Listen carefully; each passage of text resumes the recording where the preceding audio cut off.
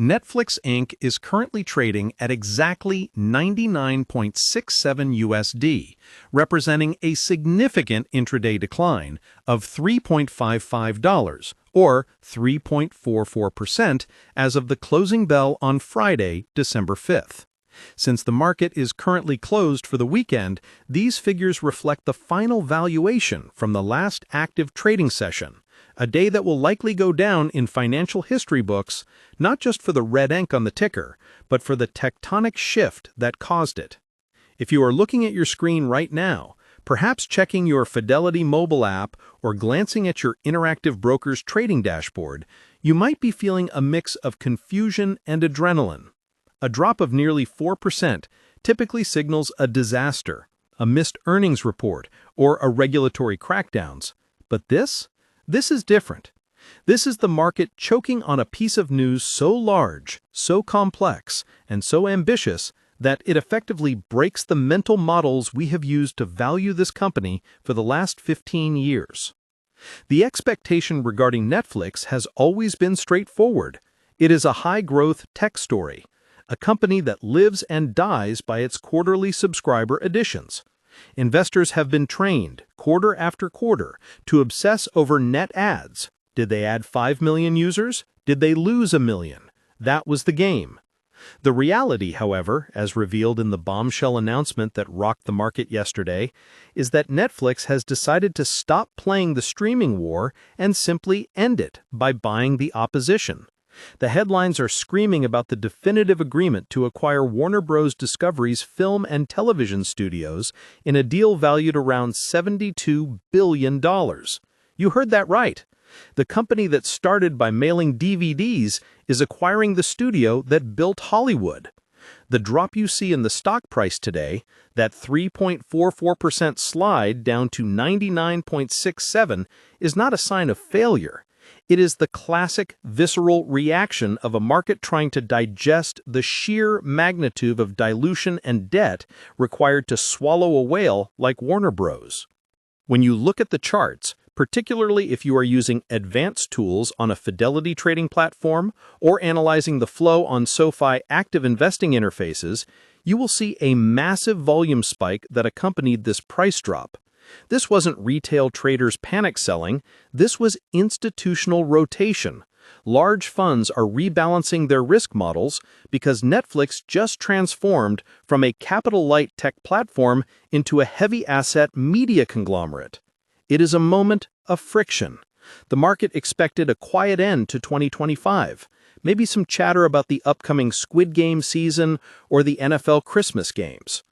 Instead, they got a merger that effectively recreates the old cable monopoly structure, but entirely online. The tension here is palpable. You have traders who bought in for the clean, high-margin tech growth, comparing this to NVIDIA stock, which scales without needing to buy physical studios, and they're nervous. On the other hand, you have value investors looking at this and realizing Netflix just bought the DC Universe, Harry Potter, and HBO's legacy for a price that might look like a steal in 5 years. Let's step back and address the number on your screen, specifically the 99.67 price tag.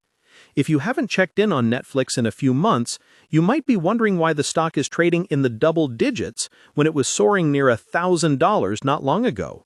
Remember, we just went through a massive 10-for-1 stock split back in late October. That psychological reset was meant to make the stock more accessible to retail investors, the kind who might use Robinhood fractional shares or engage in self-investing with smaller capital bases.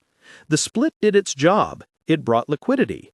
But it also means that a $3.55 move today is the equivalent of a $35 move pre-split. The volatility is real. We're seeing support levels being tested around the $86 mark, which is a critical technical floor. If the market continues to punish the stock for the acquisition premium, that is where the algorithmic traders, including those using Schwab Intelligent Portfolios, will likely have their buy orders waiting. However, the bearish sentiment we are seeing in the immediate short term is not just about the sticker shock of the acquisition. It is about the execution risk. Unlike Apple stock, which sits on a mountain of cash and can buy companies without blinking, or Tesla stock, which moves on the sheer force of personality and future promises, Netflix is taking on a complex integration challenge. They have to merge two distinct corporate cultures. The Netflix way of radical transparency and high performance is colliding with the legacy studio culture of Warner Bros. The market hates uncertainty, and right now, this deal creates a mountain of it. That is why you are seeing this sell-off. It is not a vote of no confidence in the business model, it is a repricing of risk. But let's look deeper at the reality side of the equation, the side that usually gets missed in the initial panic. While everyone is freaking out about the $72 billion price tag, look at what Netflix is actually doing with its core business. The ad tier revenue is projected to double in 2025. They have successfully monetized the password sharing crackdown, a move many thought would backfire, but instead drove millions of new signups. They're not just buying Warner Bros. To get more movies. They're buying it to gain pricing power. Think about it. If you control the biggest streaming platform and the biggest library of premium IP, you don't have to compete on price anymore. You set the price. This is the transition from a growth-at-all-costs company to a utility-like cash generator. It's the same trajectory as what we saw with Microsoft shifting to the cloud or Amazon turning Prime into a necessity. We also need to talk about the live event strategy, which has been a massive under-the-radar success. The Tyson-Paul fight, despite the technical glitches, proved that Netflix can command a live audience of 65 million households. That is Super Bowl territory. Advertisers are drooling over this. If you are involved in online investment or looking for investment help, you know that ad dollars follow eyeballs. The shift of live sports and major events to streaming is the final nail in the coffin for linear TV, and Netflix is holding the hammer. By acquiring WBD, they also get the sports rights that come with it, potentially creating a sports broadcasting giant overnight. This effectively neutralizes the threat from Disney and Amazon. While Disney Plus is still struggling with profitability in its streaming division, Netflix is printing cash, and now it has the content vault to ensure no one ever churns out. This brings us to the broader market context.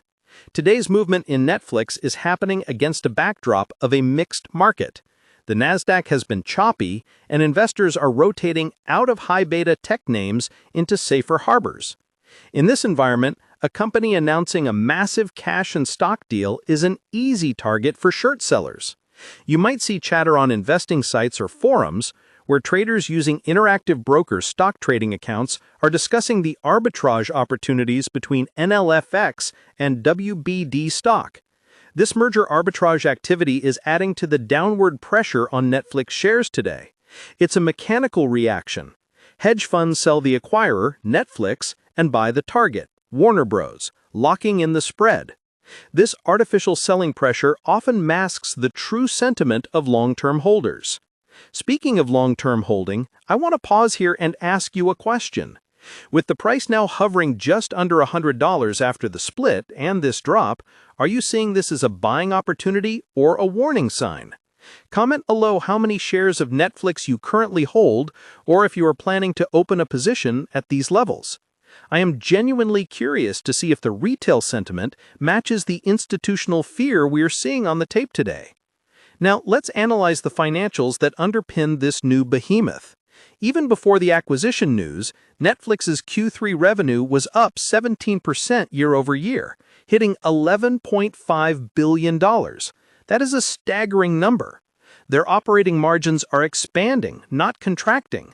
The sell the news reaction today ignores the fact that Netflix is arguably the only profitable streamer at scale. When you compare this to SoFi stocks or the speculative plays that many new investors flock to, Netflix looks fundamentally different. It has the balance sheet to service the debt it is taking on. The concern, of course, is the dilution. Issuing stock to pay for Warner Bros. Means your slice of the pie gets smaller. That is a valid mathematical concern. and it is why the stock is down 3.44%. But the counterargument is that the pie itself just got 3 times bigger. For those of you who use Robinhood Investments or Fidelity Mutual Funds, you are likely exposed to Netflix, whether you own individual shares or not. It is a staple in the S&P 500 and the Nasdaq 100. Its performance drags or lifts the entire communications sector. Today, it is a drag. But looking ahead to 2026, the picture changes.